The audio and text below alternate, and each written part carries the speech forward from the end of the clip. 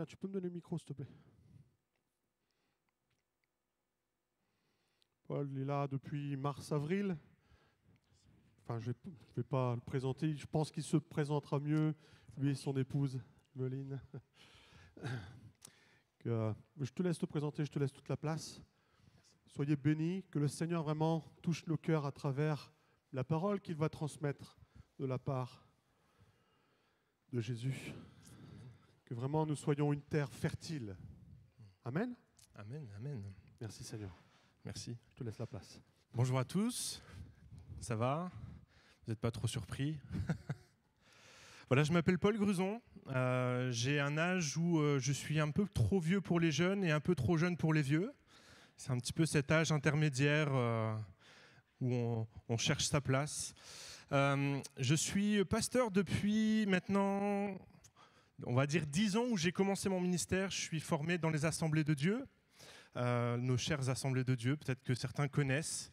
Voilà, on a cheminé avec Emeline, mon épouse, qui est juste là, assise là-bas. On s'est mariés en 2013, on a été à Chartres, puis à Blois, puis en région parisienne, on est resté 4 ans. Et aujourd'hui, par la force des choses, par les circonstances, parce que Dieu aussi conduit nos vies, on le croit, on est arrivé dans cette magnifique région du Pas-de-Calais. Moi, je suis issu du Pas-de-Calais, je suis né à Arras. J'aime cette région de tout mon cœur. Et puis, on est revenu à Arras l'année dernière. Et par la force des choses, on s'est retrouvé à implanter une église. Alors, je dis par la force des choses, mais je pense que c'est aussi la direction de Dieu. On implante une église actuellement, merci beaucoup, à Saint-Goël, entre Béthune et Lens, près de Neux-les-Mines, là où il y a la piste de ski, la seule piste de ski du Pas-de-Calais. Voilà, on voit des belles choses, on a des défis, on a beaucoup de défis à relever, mais je crois que Dieu est présent, Dieu agit, Dieu conduit toutes choses, on voit des choses extraordinaires se passer. On a le privilège, en tant que pasteur, de prêcher devant 60 inconvertis chaque vendredi. Ouais. Je pense qu'il y a beaucoup de prédicateurs qui seraient tellement heureux de vivre ça. Moi, j'ai grandi dans les églises où on prêchait l'évangile à des chrétiens. Bon, c'était comme ça, mais aujourd'hui, on voit Dieu agir. Et je crois que Dieu a un grand projet pour le bassin minier, pour le Pas-de-Calais, pour les Hauts-de-France. Dieu aime les Hauts-de-France. J'espère que vous les aimez aussi et on va voir de belles choses se produire dans ces Hauts-de-France. On va voir des églises pour Christ grandir, non seulement en qualité spirituelle, et je pense que c'est important, mais aussi en quantité spirituelle. On veut voir des âmes se tourner à Christ. Aujourd'hui, mon message s'inscrit un petit peu dans les paroles qu'on a pu entendre ce matin. Le titre de mon message, c'est « Le chrétien face à l'impasse ». Pour conduire mon message, j'aimerais m'appuyer sur l'histoire du peuple hébreu. Alors, j'imagine que parmi nous, on a des grands érudits des Écritures qui connaissent l'histoire du peuple de Dieu par cœur, mais parce que je crois aussi qu'on a des personnes qui débutent dans la foi, qui peut-être sont là pour les premières fois. Soyez les bienvenus, on est heureux que vous soyez là avec nous. Je vais vous raconter un petit peu l'histoire du peuple hébreu. Dieu a choisi un peuple au travers d'Abraham. Il a choisi un peuple pour en faire son peuple. Et Dieu a conduit Abraham à quitter le pays où il était. Il a été errant et Dieu a bâti son peuple au travers de la descendance d'Abraham. Et puis le peuple a grandi, il y a eu une vraie croissance. Dieu a béni son peuple, Dieu a fait grandir son peuple. Et si vous avez vu par exemple le film Joseph, le roi des rêves, ça raconte un petit bout de son histoire. Et puis Dieu va conduire son peuple au travers de plusieurs circonstances à se retrouver esclaves en Égypte. Et là, on entame le film qui s'appelle le film de Moïse. Okay, qui l'a vu le film? Prince d'Égypte? Ça va? Bon, vous connaissez l'histoire. Et puis, au travers de Moïse, Dieu va susciter dans le cœur de Moïse l'envie de délivrer le peuple. Parce que Moïse, il avait un grand privilège. Il était élevé par la fille de Pharaon. Donc, il était dans la haute société. Il a été élevé dans la sagesse des Égyptiens. Il a appris à lire, à compter dans la sagesse des Égyptiens. Il était une personne importante. Mais malgré tout, il voyait la souffrance de ses frères, de ses sœurs qui étaient esclaves en Égypte. Et Dieu a travaillé en fait ce désir-là, mais seulement au début, Moïse, il a essayé de le faire un peu avec ses forces. Et on connaît l'histoire, il est allé tuer un Égyptien pour essayer de délivrer le peuple Israël d'Égypte. Ça n'a pas marché. Ça n'a pas marché, si bien que Moïse, il était complètement perdu, il est allé s'enfuir dans le désert pendant 40 ans, où là, Dieu va former le cœur de Moïse. Dieu va apprendre à Moïse les choses de Dieu, les choses spirituelles. Il va façonner le cœur de Moïse pour le rendre plus humble, plus malléable. Et puis, au bout de 40 ans, Dieu va appeler Moïse au travers du buisson ardent, cette magnifique révélation de la présence de Dieu. Et Dieu va, à ce moment-là, bénir Moïse pour délivrer son peuple. Vous connaissez les histoires des 10 plaies d'Égypte.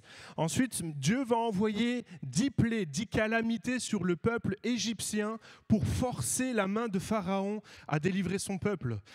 Et au bout de la 10e plaie, enfin, Pharaon va fléchir. Dieu va faire fléchir le cœur de Pharaon pour libérer son peuple. Et ma prédication commence à ce moment-là de l'histoire. Moïse emmène le peuple hors d'Égypte. Moïse va conduire le peuple hors d'Égypte. Le Pharaon va laisser le peuple partir et le peuple va se mettre en marche. Quand on parle du peuple de Dieu à ce moment-là, ce n'était pas juste 10 ou 15 personnes. C'était des centaines et des centaines et des centaines de personnes de tout âge. Des mamans enceintes, des papis, des mamies, des enfants, des bœufs, des charrues. Il y avait tout un troupeau d'hommes qui suivaient Moïse pour sortir d'Égypte. Et mon message commence à ce moment-là parce que la Bible nous dit qu'ils ont commencé à marcher et ils ont rencontré quelque chose. Ce quelque chose, c'est la mer Rouge.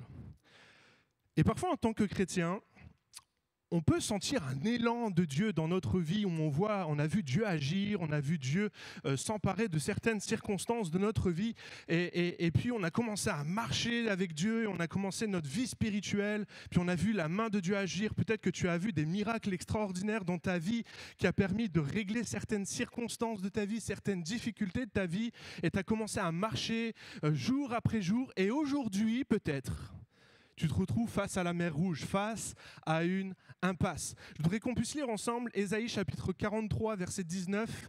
Il va s'afficher pour vous. Il dit « Voici, je vais faire une chose nouvelle sur le point d'arriver. Ne la connaîtrez-vous pas ? Je mettrai un chemin dans le désert et des fleuves dans la solitude. » C'est un message pour toi ce matin qui est peut-être face à cette impasse, face à cette mer Rouge. Dieu veut tracer un chemin dans le désert et j'aimerais t'encourager au travers de ce message à ne pas considérer l'impasse comme le monde pourrait le considérer, mais à avoir le regard de la foi. Mais avant d'aller plus loin, j'aimerais qu'on définisse bien ce que c'est qu'une impasse.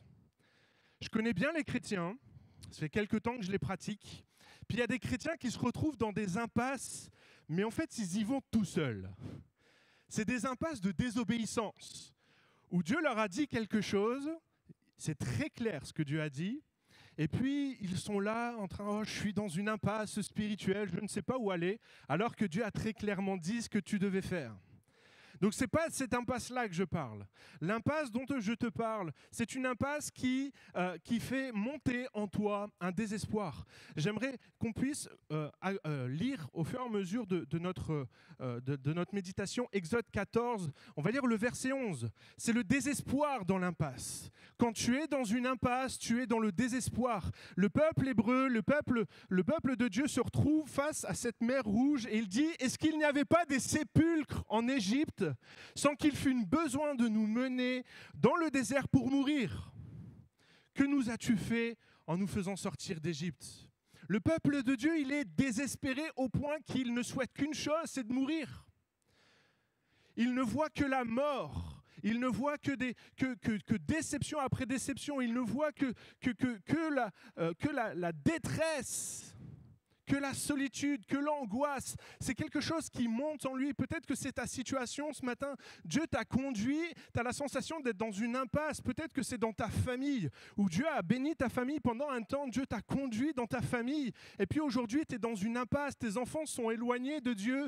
Peut-être que ta femme est éloignée de Dieu. Ton mari s'éloigne de Dieu. Puis tu es dans une impasse, tu es dans une détresse où tu dis, mais pourquoi est-ce que Dieu m'a conduit là ? Peut-être que c'est dans tes études. Si tu es étudiant, tu as commencé à faire tes études, tu as été conduit par Dieu à faire ces études-là, puis tu vois un échec cette année se produire dans ta vie. Puis tu dis, Seigneur, pourquoi est-ce que tu m'as demandé de faire ces études-là ? Peut-être que c'est dans tes finances, dans ton travail, où Dieu t'a donné ce travail et Dieu a fait des choses extraordinaires pour que tu aies ce travail, mais maintenant que tu y es, tu es quand même en détresse. Tu as l'impression que c'est un obstacle que tu n'arriveras pas à franchir, comme cette mer rouge devant le peuple hébreu. Il n'y a pas de solution. Tu es perdu, tu ne sais pas où tu dois aller. Il y a ce désespoir dans l'impasse. Peut-être que c'est ton cas ce matin, peut-être que tu vis cette sensation qu'humainement, aux yeux humains, il n'y a pas de solution. Et finalement, tu te retrouves comme ce peuple hébreu en train de te dire, mais est-ce que c'était pas mieux d'aller mourir loin de Dieu plutôt que de mourir là où je suis ? Vous savez, les chrétiens, on a un vocabulaire très spirituel pour parler du suicide. On dit « Seigneur, reprends ma vie », comme Élie a pu le faire. Ou alors on va citer la Bible, on va dire « La mort m'est un gain ». Peut-être que c'est des phrases que tu as citées pour te rassurer en te disant « Non, je ne suis pas suicidaire, moi je suis chrétien ». Mais peut-être qu'au fond de toi, il y a une détresse qui s'est installée au point que tu n'as qu'une envie, c'est de mourir. Tu n'as qu'une envie, c'est de mourir. L'impasse, c'est cette tentation de vouloir revenir en arrière. Le peuple hébreu dit, n'est-ce pas là que nous te disions en Égypte, laisse-nous servir les Égyptiens, car nous aimons mieux servir les Égyptiens que de mourir dans le désert. Les Hébreux sont complètement fous ou ils ont oublié ce qui s'est passé en Égypte. Quand ils étaient en Égypte, ils étaient roués de coups de fouet pour faire avancer les travaux. Ils étaient esclaves, ils étaient malmenés, mal nourris. Et parfois, en tant que chrétien, on est là dans notre vie spirituelle, dans cette impasse, et tu dis, mais est-ce que c'était pas mieux quand j'étais loin de Dieu ? Est-ce que c'était pas mieux quand je n'appartenais pas à Christ ? C'était plus facile ma vie. Je pouvais faire des fausses factures. Je pouvais faire des fausses déclarations d'impôts. Je pouvais mentir. Je pouvais tromper ma femme. Je pouvais tromper mon mari. C'était mieux avant. Mais est-ce que des fois on n'oublie pas ce que Dieu a fait dans notre vie ? Est-ce qu'on n'oublie pas d'où Dieu nous a tirés ? Parce que quand tu t'es tourné vers Dieu, rappelle-toi dans quel état tu étais. Effectivement, tu faisais plein de fausses factures, mais tu commençais à recevoir des courriers, des impôts, du fisc qui te réclamaient de l'argent. Tu commençais à avoir une pression, tu commençais à voir les mensonges grandir dans ta vie, tu commençais à devoir créer des nouveaux mensonges pour couvrir tes mensonges et il y avait une pression sur ta vie. Tu étais stressé, tu étais angoissé, tu étais tourmenté par la vie que tu menais. Puis tu t'es tourné vers Dieu, puis tu as vu la main de Dieu agir, tu as vu la main bénissante de Dieu qui a réglé ces affaires-là dans ta vie. Et aujourd'hui, tu te dis, c'était mieux avant. Mais j'aimerais te rappeler d'où Dieu t'a tiré. J'aimerais te rappeler d'où Dieu t'a sorti. Rappelle-toi d'où tu viens. Parce qu'effectivement, aujourd'hui, tu es peut-être dans une impasse. Tu es peut-être troublé par ce qui t'arrive. Tu es peut-être troublé parce que autour de toi, c'est la mort et tu as peur, tu es angoissé. Mais j'aimerais te rappeler d'où Dieu t'a tiré. J'aimerais te rappeler aussi qu'à ce moment-là du récit des Hébreux, Dieu était en train d'agir. Parce qu'effectivement, devant eux se dressait la mer Rouge. Et devant eux se dressait certainement que s'ils commençaient à marcher, ils allaient se noyer dans la mer Rouge.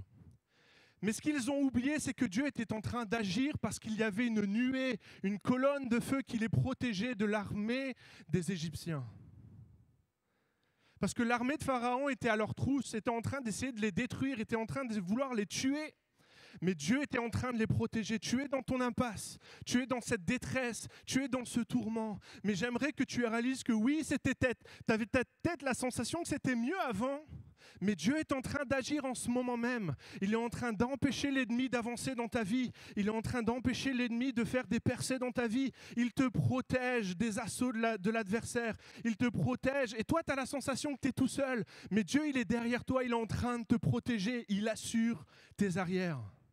Tu as peut-être cette sensation qu'un retour en arrière, ça serait peut-être mieux, mais j'aimerais te dire que Dieu est en train d'assurer tes arrières. Sois patient. Quand on est dans une impasse, des fois c'est bien aussi d'essayer de voir au-delà. Parce que là, Moïse va s'adresser au peuple et il va dire « Ne craignez rien », c'est le verset 13. « Ne craignez rien, restez en place et regardez la délivrance que l'Éternel va vous accorder en ce jour. » Car les Égyptiens que vous voyez aujourd'hui, vous ne les verrez plus jamais. L'Éternel combattra pour vous et vous gardez le silence. En bon français, c'est impossible. Ma famille Gruson, on a un adage, on est des ronchonchons. On aime râler, c'est un principe chez nous. Mais les Français, je pense qu'ils aiment ça aussi, râler. Mais Dieu, des fois, nous demande de garder le silence. Tu es dans cette impasse. Dieu est en train d'agir, il assure tes arrières. Mais ce que Dieu te demande aujourd'hui, c'est de ne pas regarder l'impasse, mais c'est de voir plus loin, de voir plus haut, de lever les yeux vers le ciel et de te rendre compte que Dieu est en train d'agir, de considérer que la solution va venir du ciel. Vous savez, quand on est dans cette impasse, des fois on a tendance à focaliser sur l'impasse. Il y a un texte des Écritures que j'affectionne particulièrement, ça a été longtemps une prédication que j'ai faite, sur laquelle je m'appuyais beaucoup, c'est la piscine de Bethesda. Il y a ce paralytique qui est au bord de la piscine de Bethesda, il y avait cette rumeur qui circulait, qui disait que parfois il y avait un ange qui passait et que quand on plongeait dans la piscine, on était guéri. Et il y a cet homme qui est paralysé depuis des années et en fait il est focalisé sur cette espèce de piscine qui était boueuse, parce que c'est là où on lavait les moutons avant de les sacrifier. C'était certainement un amas de saleté. Et l'homme était focalisé sur ça. Puis un jour, Jésus-Christ intervient dans sa vie. Il dit « Que veux-tu que je te fasse ?» Et à ce moment-là, son regard, il s'est détourné de cette eau boueuse, il a regardé à Christ. Et en regardant à Christ, il a vu la solution. Et Jésus-Christ est intervenu. Peut-être que tu es dans ton impasse. Tu es en train de regarder cette impasse. Tu regardes ce mur qui se dresse devant toi. Tu as regardé toutes les solutions humaines et tu n'as vu que des portes fermées. Et tu es là en train de t'apitoyer sur toutes les portes fermées. Tu es en train de t'apitoyer sur tous ces obstacles à ta vie et tu dis « mais je suis perdu ». Puis tu es en train de t'apitoyer. Dieu te demande aujourd'hui d'arrêter de regarder ces portes fermées et de commencer à regarder vers le ciel. Parce que la délivrance, elle va venir du ciel. Et c'est la suite du message. Dieu va intervenir. Dieu va intervenir. Pourquoi ? Parce que je crois que si Dieu t'a emmené dans cette impasse, c'est pas pour rien. Si Dieu t'a emmené là, c'est qu'il a un projet pour toi. Si tu as commencé à marcher avec Dieu et qu'il t'a emmené là, c'est pas pour que tu meures dans cette impasse. Dieu a un projet pour toi. Et Dieu va s'adresser au peuple et va dire « Mais pourquoi est-ce que vous criez comme ça ? Pourquoi est-ce que j'entends tous ces cris venant du peuple ?» Et il va dire à Moïse « Parle aux enfants et qu'ils marchent. » Ok, on va se mettre en scène un petit peu. Est-ce que vous êtes déjà allé sur les côtes, la côte d'Opale, magnifique plage du Pas-de-Calais? Ok, vous imaginez, on a visité le Cap Blanc-Nez, le Cap Griné, et puis on a décidé d'aller manger une crêpe sur les plages de Wimereux. Ça va, vous me suivez? Je parle le même langage que vous. Quand vous êtes sur les plages de Wimereux, s'il fait très beau, ce qui vous l'accorde est assez rare dans le Pas-de-Calais, mais là n'est pas la question. On est sur les plages de Wimereux, et quand on regarde au loin qu'il fait très beau, qu'est-ce qu'on voit? L'Angleterre, elle est à 30 km. Okay, le peuple hébreu est dans la même situation. Okay, ils ont marché, ils sont au bord de la mer Rouge et on estime qu'ils sont à ce tronçon-là de la mer Rouge où il y a 30 km qui les séparent de l'autre rivage. Et ils sont au bord de l'eau et Dieu leur dit « marche ».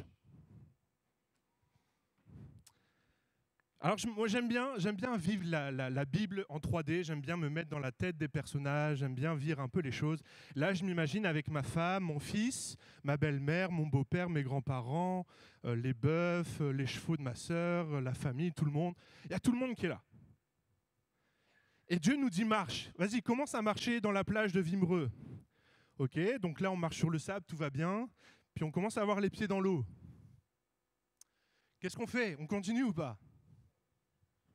Elle est froide en plus. Quelle galère. Et c'est ce que Dieu demande au peuple, c'est que Dieu nous dit, mais continue d'avancer, continuez de marcher, parce que la délivrance, elle est là. Parce que la pire chose que tu puisses faire dans ton impasse, la pire des choses que tu puisses faire quand tu es comme ça, dans une impasse où tu sens qu'il n'y a plus de solution, c'est de t'arrêter. C'est d'arrêter de marcher, de t'asseoir et puis de dire, ça y est, il n'y a plus de solution, je m'arrête là. Mais Dieu te dit, Dieu te commande ce matin, marche. Marche. Pourquoi? Parce que Dieu va agir, parce que Dieu va faire un miracle extraordinaire. Et là, on a tous vu le prince d'Égypte, On a tous vu cette scène extraordinaire où la mer éclate dans tous les sens et qu'un chemin se trace et on dit Alléluia, gloire à Dieu, quel miracle extraordinaire. Ok, première chose, je ne voudrais pas remettre en question votre foi extraordinaire, hein. Mais je vous rappelle, je suis avec mon fils, ma femme, les chevaux de ma sœur, la famille, tout le monde est là. Il y a tout le peuple qui est là. Puis d'un coup, Dieu fait un miracle extraordinaire. Il y a une colonne d'eau à droite, une colonne d'eau à gauche. Moi, j'ai des papis, des mamies avec moi. Et Dieu me dit, marche. Ah ouais, je dois faire ça. Non, alors peut-être que c'est que moi qui ai une foi un petit peu bizarre. Hein. Mais vous êtes d'accord que ce n'est pas naturel de faire ça? Jamais on a vu ça, jamais on a vu que la mer s'ouvrait en deux pour marcher au travers. Le problème, c'est que nous, chrétiens, on est trop habitués à ce genre d'histoire. Et on oublie à quel point, alors un, c'est miraculeux, mais deux, c'est pas naturel. C'est pas la solution la plus évidente, Seigneur. Peut-être que tu aurais pu nous demander de faire un détour, peut-être que tu aurais nous demandé de plutôt longer la côte, là c'était ok, hein. Mais Dieu va demander au peuple de faire quelque chose qui n'est pas si évident que ça, c'est de commencer à marcher alors qu'il y a des colonnes d'eau à droite et à gauche. Dans ton impasse, Dieu est en train de tracer un chemin. Et peut-être que le chemin est déjà ouvert. Mais en fait, tu es comme ce peuple hébreu. Tu dis, mais Seigneur, ça, c'est pas logique. Si tu me demandes de faire ça, mais c'est bizarre. Peut-être que Dieu t'a ouvert un chemin, mais tu dis, mais si je rentre dans ce schéma-là, dans ce chemin que tu as tracé, Seigneur, qu'est-ce que l'Église, la source, va dire de moi? Mais qu'est-ce que mes parents vont dire? Qu'est-ce que ma famille va dire? Seigneur, je n'ai pas l'habitude de voir ce genre de choses, je n'ai pas l'habitude de faire ça. Mais Dieu a ouvert un chemin pour toi et il attend à ce que tu rentres dans ce chemin, même s'il n'est pas dans les standards de ce que c'est que la vie chrétienne évangélique pentecôtiste. Même si ce n'est pas le chemin traditionnel, bien assis dans les églises. Vous savez, on a des églises, ça fait 30 ans, 40 ans qu'elles sont là. Il y a des principes. Hein. C'est bien, c'est super les principes. Parfois, Dieu ouvre et trace des chemins qui sont complètement en dehors de ce qui est naturel. La solution, elle n'est pas forcément facile parce que, je vous rappelle, mettez-vous dans le contexte. Mon enfant, ma femme, les chevaux, tout le monde là, puis il faut marcher. Puis ce n'est pas 1 kilomètre, hein. 30 km, c'est un jour de marche. Hein. Et il faut bien marcher. Hein. Est-ce que vous réalisez quelle est la force de caractère, la foi qu'il a fallu déployer pour rentrer dans ce chemin? Mais si Dieu a ouvert ce chemin pour toi, alors je t'encourage, vas-y, rentre dans ce chemin. Même s'il n'est pas normal, même s'il n'est pas traditionnel, même si tu n'as pas l'habitude de ce chemin-là, Dieu l'a ouvert pour toi. La solution, elle est au bout. Mais pour ça, il y a une obéissance qui est nécessaire. Les enfants d'Israël, verset 22, on peut l'afficher.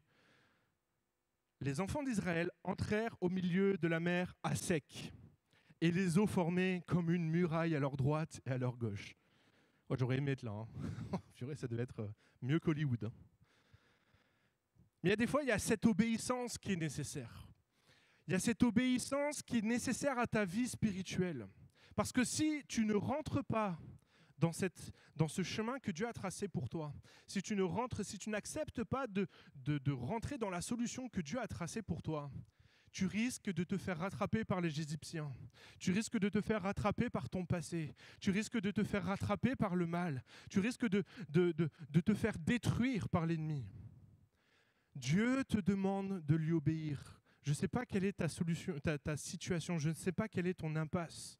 Peut-être que c'est dans ta famille, dans tes études, dans ton travail, dans tes finances, avec ton conjoint, avec ta femme, ton épouse, tes enfants. Je ne sais pas quelle est ton impasse. Mais j'aimerais te dire qu'il y a une solution que Dieu a tracée, dans laquelle tu dois rentrer pour obtenir la délivrance. Le peuple hébreu a avancé. Le peuple hébreu a traversé cette mer Rouge avec beaucoup de courage, avec beaucoup de folie peut-être, un petit peu aussi. Et ils sont arrivés de l'autre côté. Amen ou pas? Ok. Je sais qu'aujourd'hui, ça peut être compliqué pour toi de le réaliser.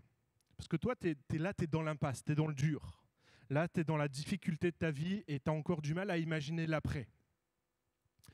Dieu a tracé le chemin pour toi. Je suis convaincu que parmi vous, il y a des personnes dont Dieu a déjà tracé le chemin, mais vous n'osez pas y aller. Je t'encourage ce matin à prendre ce chemin. Parce qu'il y a l'après. Il y a l'après-impasse. Après l'impasse, il y a la défaite des ennemis. Parce que, je vous rappelle le contexte, hein. Donc là, ils ont traversé, mais il y a toujours l'armée des Égyptiens derrière, l'armée de Pharaon qui leur court après. Ils sont toujours là derrière, et puis les Égyptiens, je ne sais pas comment ils ont vécu les choses, mais eux, ils sont encore plus fous que les Israélites. Parce que Dieu avait dit aux Israélites de traverser, mais les Égyptiens, Dieu leur a rien dit a priori. Ils ont vu une colonne d'eau à gauche, une colonne d'eau à droite, ils ont dit allez, c'est bon, on peut y aller. Des fois, alors rien à voir avec les JO de vendredi, hein, mais des fois le monde est fou. Et la Bible, je crois que c'est la Bible qui le dit, hein, c'est un royaume divisé contre lui-même. C'est-à-dire qu'il est complètement fou et il s'emmène dans sa folie et il se détruit tout seul. Pourquoi ? Parce que la Bible nous dit, l'Éternel dit à Moïse, verset 26, « Étends ta main sur la mer et les eaux reviendront sur les Égyptiens et leurs chars et sur leurs cavaliers. » Quand tu auras traversé cette épreuve, quand tu auras réussi à traverser ce chemin que Dieu a ouvert pour toi, quand tu seras sorti de cette impasse, j'aimerais que tu puisses réaliser que Dieu va, une bonne fois pour toutes, refermer ce chemin et tout ce qui te courait après, toutes les difficultés financières, les disputes de couple, l'adultère, le mensonge, toutes ces choses-là vont être englouties dans la mer et elles n'auront plus de pouvoir sur ta vie.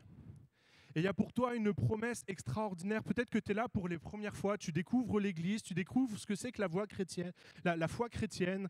Puis ça fait plusieurs fois que tu es là. Et puis, tu dis, tu es venu ici parce qu'il y avait cette sensation d'impasse dans ta vie.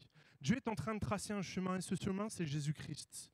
Et quand tu auras pris ce chemin, quand tu auras accepté de confier ta vie à Christ, quand tu auras accepté de confier tes problèmes, tes difficultés, que tu les auras mises entre les mains de Christ, Dieu va s'occuper de ces problèmes-là. Dieu va te faire sortir de cette impasse. Dieu va te faire sortir de ces problèmes. Et tous ces problèmes-là, il va les engloutir au fond de la mer. Ça, c'est le message d'espérance qu'on veut t'adresser ce matin.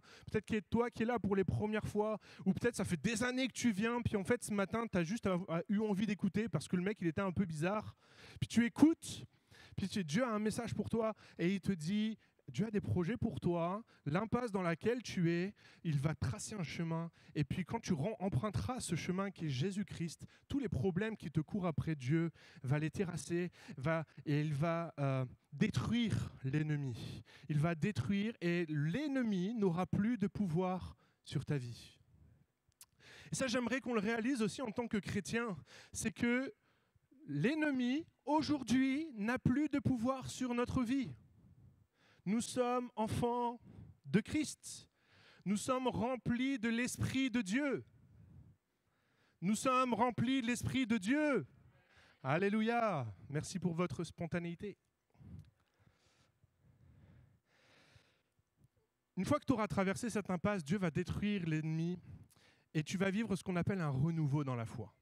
Parce que des fois, l'impasse, c'est cette espèce de plafond de verre dans notre vie spirituelle qu'on n'arrive pas à franchir. Peut-être que toi, ça fait des années que tu es là. Ça fait des années que tu viens dimanche après dimanche, que tu vis culte après culte, puis tu n'as pas progressé. Puis tu as la sensation que Dieu, il ne s'occupe pas de toi. Oui, tu as béni, tu t'es converti, tu as pris ton baptême, c'était super, tu as vu une progression dans ta foi, et puis d'un coup, tu t'es retrouvé assis sur une chaise et tu as l'impression que tu ne progresses pas. Et tu as un plafond de verre. Ça, c'est une forme d'impasse terrible pour le chrétien. Cette sensation de ne plus progresser. Mais j'aimerais t'encourager et te dire que, encore une fois, Dieu veut faire une percée dans ce plafond de verre. Dieu veut tracer un chemin, mais peut-être que pour toi qui es assis depuis des années sur une chaise, peut-être qu'effectivement, pour toi, la solution, elle n'est pas si évidente que ça. Peut-être que tu ne vas pas servir Dieu en prêchant sur l'estrade, peut-être que tu ne vas pas servir Dieu en faisant l'école du dimanche, en faisant le ménage, toutes ces choses-là qu'on a l'habitude de faire dans nos églises, mais peut-être que Dieu t'appelle à servir complètement autrement. Mais en fait, ça fait des années que tu réfléchis à quelque chose, à un moyen de servir Dieu, ça trotte dans ta tête, mais tu c'est tellement bizarre, surprenant, différent que t'oses pas te lancer. Mais j'aimerais te dire que ce chemin que Dieu a tracé pour toi, il faut que tu l'empruntes, il faut que tu le prennes, il faut que tu commences à marcher dans ce chemin que Dieu est en train d'ouvrir pour toi. Et à ce moment-là, tu vas vivre un renouveau dans ta foi. Verset 31, il nous est dit « Israël vit la main puissante que l'Éternel avait dirigée contre les Égyptiens, et le peuple craignit l'Éternel. Il crut en l'Éternel et en Moïse, son serviteur. » Quand Dieu va faire cette percée dans ta vie, tu vas vivre un renouveau dans ta foi. Tu vas vivre quelque chose de nouveau. Tu vas découvrir une nouvelle façon de louer, une nouvelle façon d'adorer. Peut-être que tu vas découvrir le chant en langue, la prière en langue. Je t'encourage, peut-être que toi qui es là depuis quelques mois, tu t'es converti puis tu n'es pas encore baptisé du Saint-Esprit. Je t'encourage à aller chercher ces choses-là, à aller chercher le baptême du Saint-Esprit, cette onction puissante de l'Esprit de Dieu qui vient sur toi pour faire des percées dans ta vie, pour grandir spirituellement. Pourquoi ? Parce qu'on a besoin d'un renouveau. Plus tard, le peuple de Dieu va traverser cette Égypte. Ils vont tourner 40 ans dans le désert parce que c'est le peuple de Dieu et on est tous pareils. Ils sont incorrigibles et que Dieu est obligé de faire tourner dans le désert pour changer leur cœur. Et puis Dieu va pourvoir à leurs besoins dans le désert. Ils vont avoir la manne pendant 40 ans. La manne, c'est le pain qui vient du ciel. C'est une nourriture extraordinaire qui vient du ciel, une providence de Dieu extraordinaire. Et puis, la Bible nous dit que quand ils vont arriver dans cette terre promise que Dieu leur avait promis, et qu'enfin ils s'emparent de cette terre promise, la manne s'arrête. Vous êtes triste ou pas ?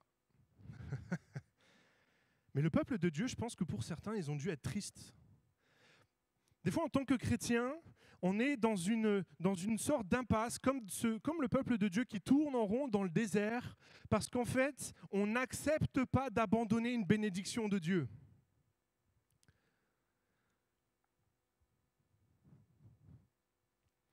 Dieu nous bénit pendant un temps d'une certaine manière.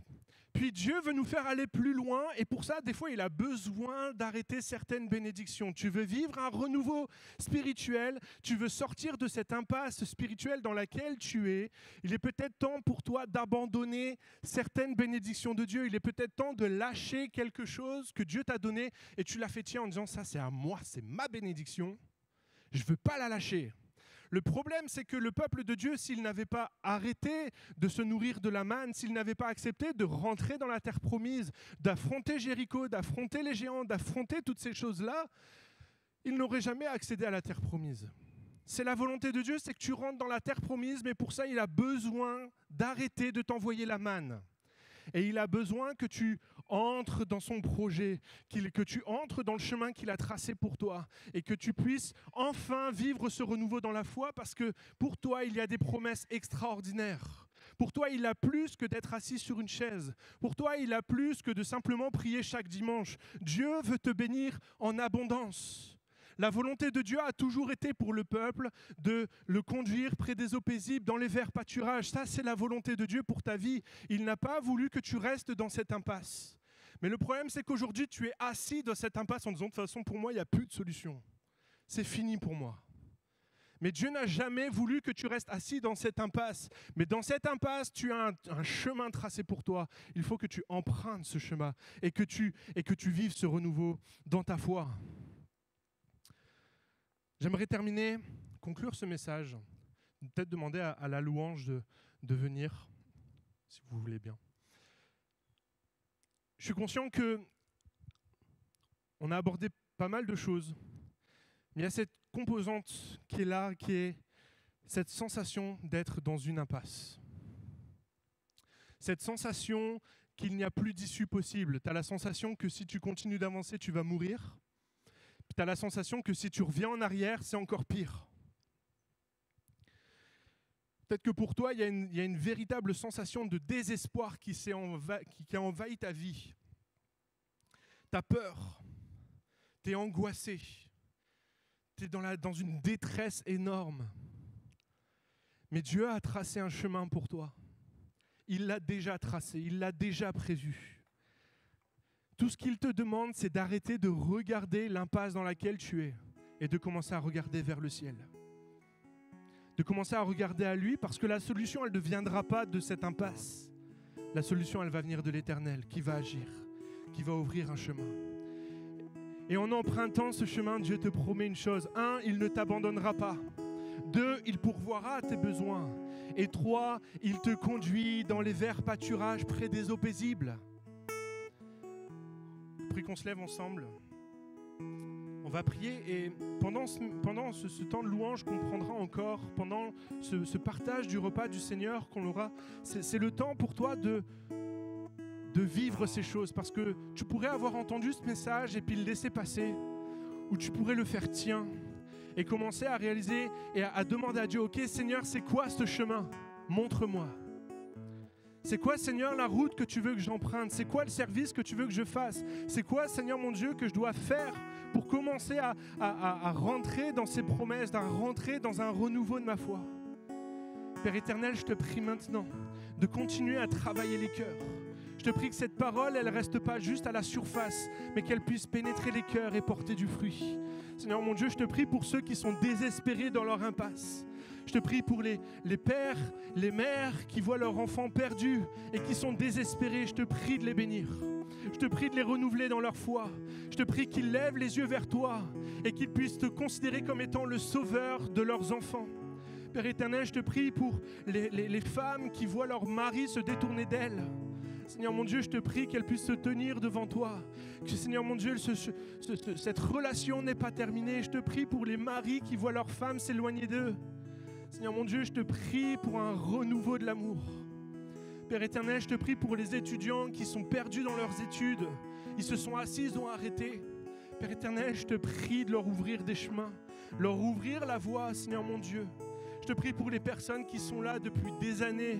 Elles sont assises, elles sont fatiguées par la vie, elles sont fatiguées par la foi. Elles ne vivent plus rien avec toi, elles ont la sensation que tu ne t'occupes plus d'eux. Père éternel, je te prie d'agir dans leur vie. Je te prie, Seigneur, qu'elles acceptent de rentrer dans un renouveau de la foi, d'emprunter des chemins nouveaux, d'emprunter, Seigneur mon Dieu, le chemin que tu as tracé pour eux, qu'ils aient l'audace de faire ce que personne n'a jamais fait.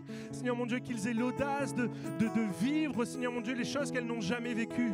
Père éternel, je te prie d'agir avec puissance et autorité dans ce temps de louange et d'adoration qu'on veut faire monter vers toi. Père éternel, je te prie de parler au cœur encore, de faire des percées dans les vies. Seigneur mon Dieu, que ta gloire soit manifestée dans le cœur. À toi la gloire, Jésus. À toi la gloire.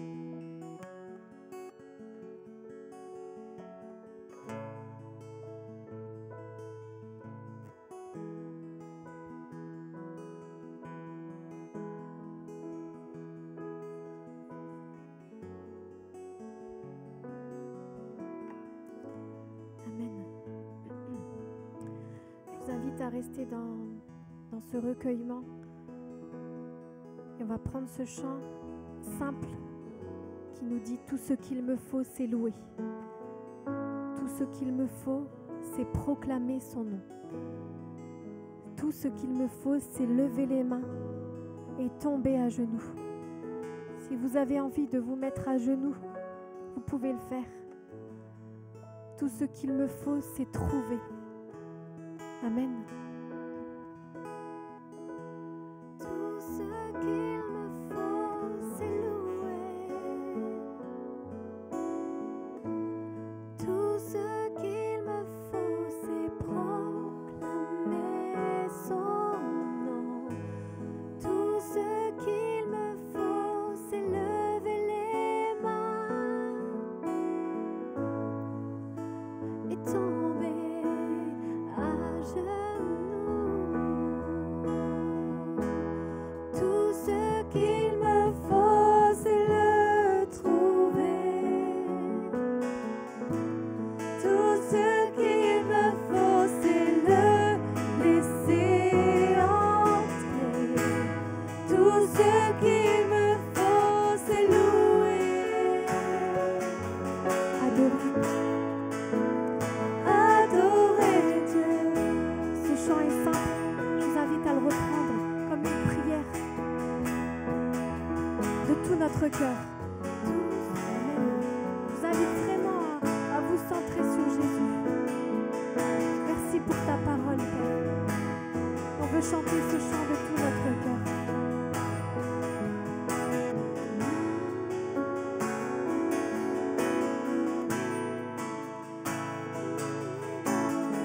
Tout ce qu'il me faut,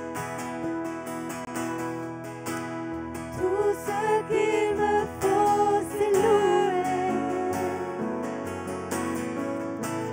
Tout ce qu'il me faut, c'est proclamer son nom. Tout ce qu'il me faut, c'est lever les mains et tomber à genoux.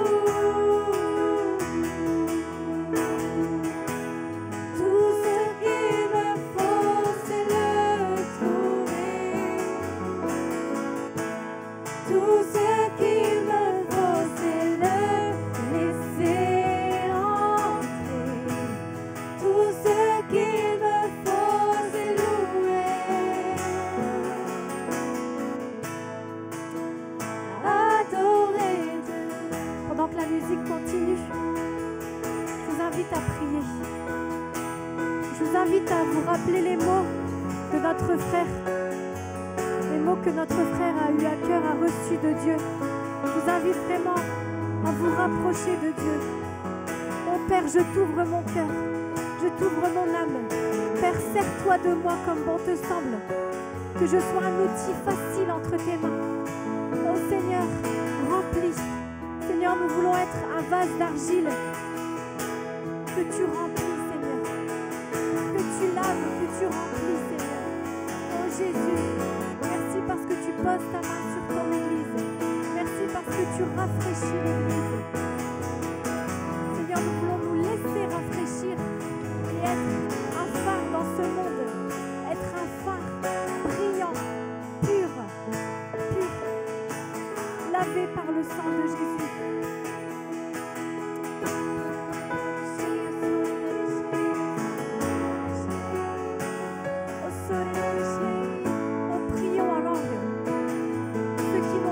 L'esprit, demandez à Dieu ce cadeau, demandez à Dieu ce don. Oh Père, merci parce que tu baptises de ton esprit ceux qui ne le sont pas. Ceux qui parlent en langue, parlez en langue. Ceux qui n'ont pas reçu le parler en langue, demandez-le à Dieu qui donne. Amen.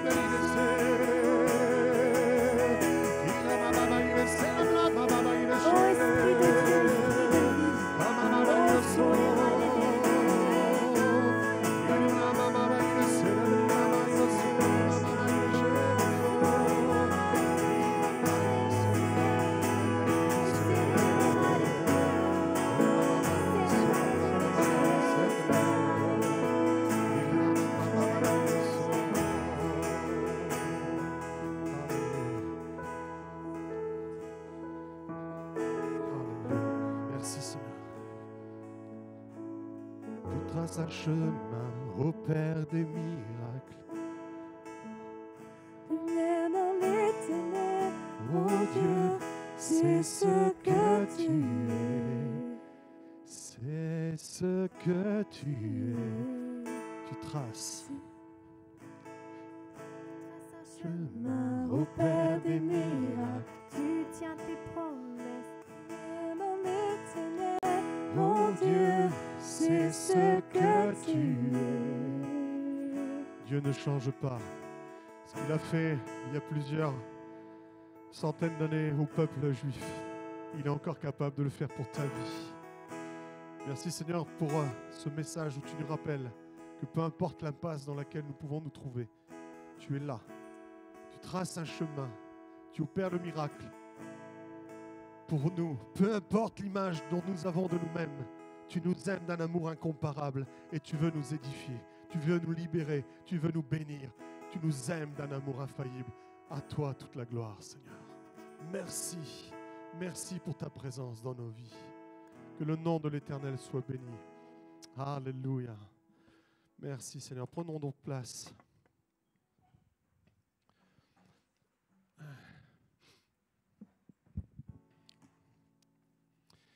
J'aimerais qu'on prenne avec sérieux la Sainte Seine ce matin. Je ne dis pas qu'on la prenne, qu'on la prend de manière légère habituellement.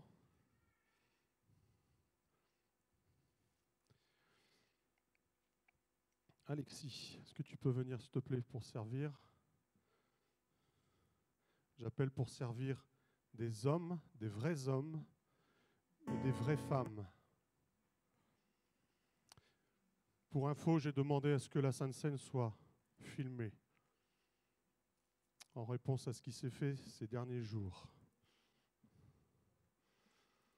Pendant la cérémonie des JO, ce sont des drag queens qui ont mimé la Sainte Seine. Je ne sais pas quel rapport c'était avec les JO, mais j'aimerais ce matin remettre les choses. Kateno et Nana, vous pouvez vous préparer pour servir, s'il vous plaît? Puis encore une femme, une vraie. Tiens, Carole, si tu peux servir la Sainte Seine, s'il te plaît. Amen.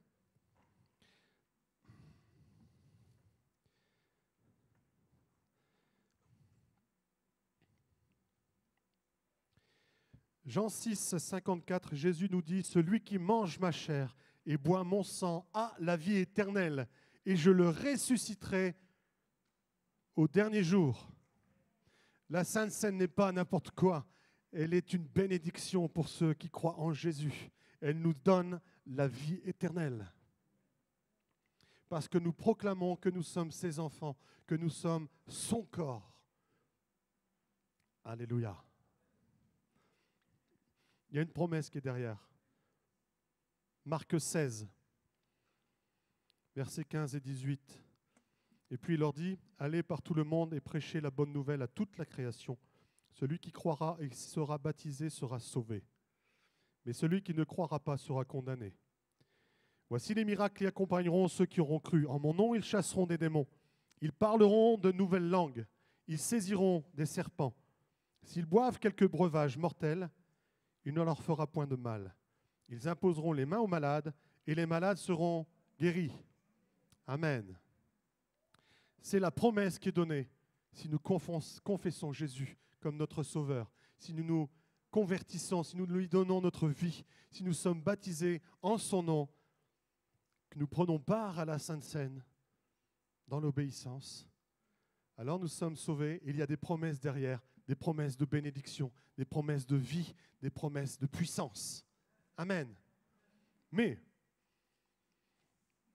1 Corinthiens 6, 9, la Bible, la parole de Dieu est claire.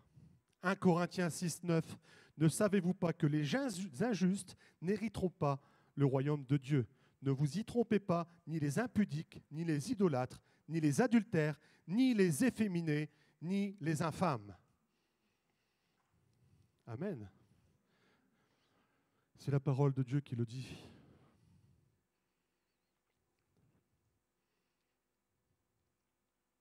C'est pour ça que nous voulons nous réjouir ensemble, parce qu'un jour Dieu est venu frapper à la porte de notre cœur.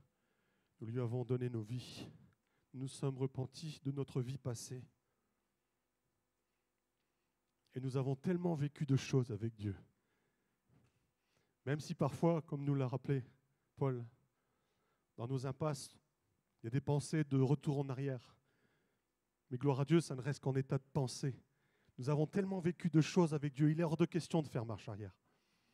Oh, merci Seigneur, parce que tu as bouleversé nos vies. Amen. Mais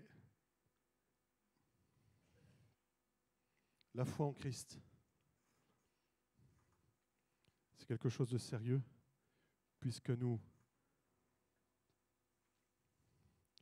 vivons des choses aujourd'hui, mais c'est aussi de l'éternité dont il s'agit. Merci Seigneur, parce que tu proposes ce salut même aux impudiques, même aux idolâtres, même aux adultères, même aux efféminés et même aux infâmes, pourvu qu'ils se repentent. Dieu aime tous les hommes, il veut que tous les hommes soient sauvés. Et c'est parce que nous avons eu cette grâce de prendre part à ce salut que nous voulons le proclamer ce matin. En partageant le pain et le vin, nous faisons partie du corps de Christ et nous en sommes fiers. Amen. Je vous invite à vous lever, nous allons prendre la Sainte Seine ensemble. J'aimerais proclamer que Christ a tout donné. Il est un rédempteur admirable. Seigneur, nous nous réjouissons ensemble de pouvoir partager ce pain et ce vin. Je voudrais profiter de cette Sainte Seine pour prier pour notre pays, qui s'évertue à te jeter, à se moquer de toi. Montre-leur que tu es ce Rédempteur admirable. Viens te révéler, viens révéler ton amour, Seigneur, à ces personnes. Seigneur, qu'ils plient les genoux devant toi. C'est ma prière dans le nom de Jésus. Alléluia. Alléluia. Jésus. Jésus. Alléluia. Alléluia. On va prendre ce chant. Rédempteur admirable.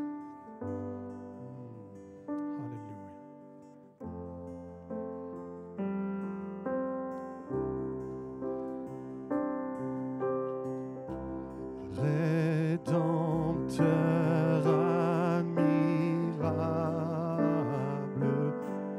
sur ta croix attachée,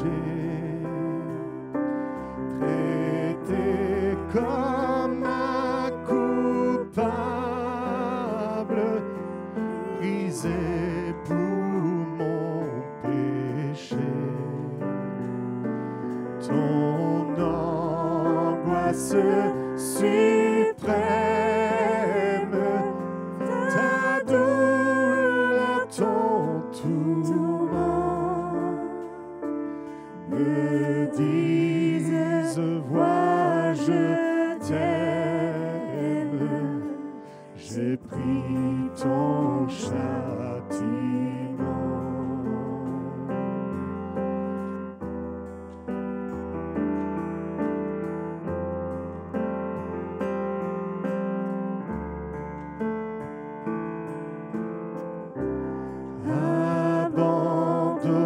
Abandonné du Père, dans mon âme troublée, buvant la coupe amère pour ton iniquité, de l'éternelle flamme, ton amour te sauva. Alléluia, Jésus. Je mourus pour ton âme, pécheur à Golgotha.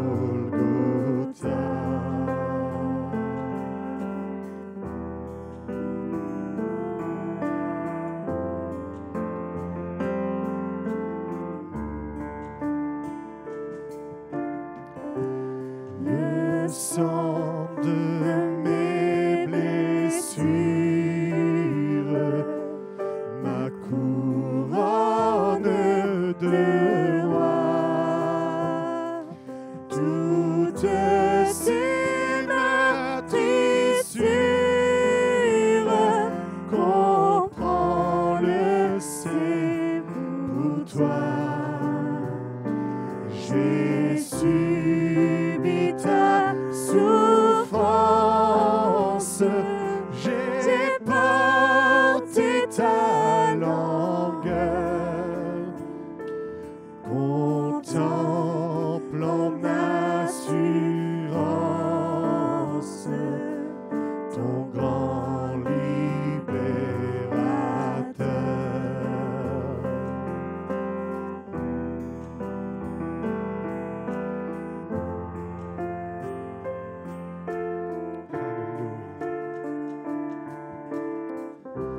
Ton amour me réclame,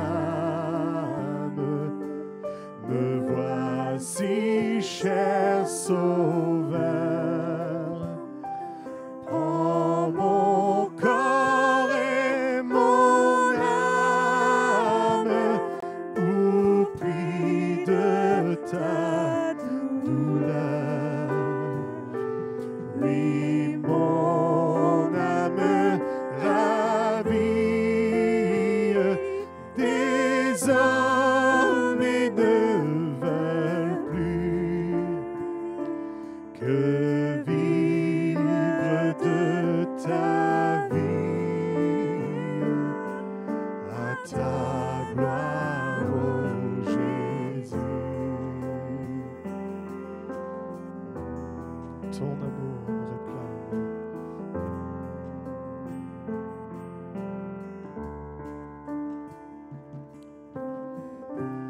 Ton amour me réclame, me voici, cher Sauveur.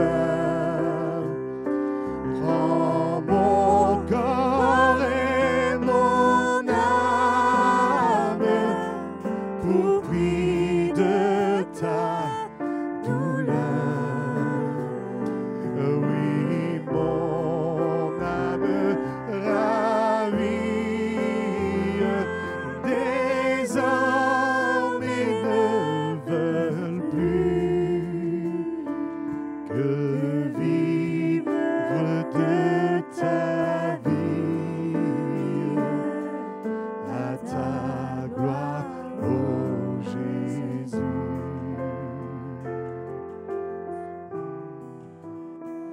Oh, ta gloire, ô Jésus. À ta gloire, ô Jésus. Jésus. Louons le Jésus. Louons notre Sauveur. Celui qui nous donne la vie, qui nous la donne en abondance. Qui nous la donne en abondance, même si nous sommes dans l'impasse. C'est lui qui nous en fait sortir. Il a déjà préparé le moyen d'en sortir. Il n'est jamais à court de vie et de bénédiction. Son amour s'étend à toujours. Il est l'alpha et l'oméga, le commencement et la fin. À lui seul la gloire. Oh Jésus, sois élevé ce matin. Sois élevé dans nos cœurs, sois élevé dans nos vies, sois élevé dans nos familles, sois élevé dans nos couples. Oh Jésus, que ton règne vienne, que ton règne vienne, que ta volonté se fasse. Oh Jésus, à toi la gloire, Jésus. Toi seul est digne. Oh Jésus, Jésus. Jésus. Alléluia, Jésus. Oh Jésus. Merci Jésus. Alléluia. Alléluia. Gloire à Dieu. Merci Père. Continuons à le bénir. Allez-y au groupe de louanges, vous pouvez aller prendre la Sainte Seine si vous voulez bien.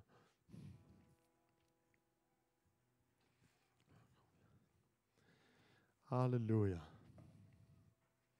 Sentez-vous les prier, élevez vos voix.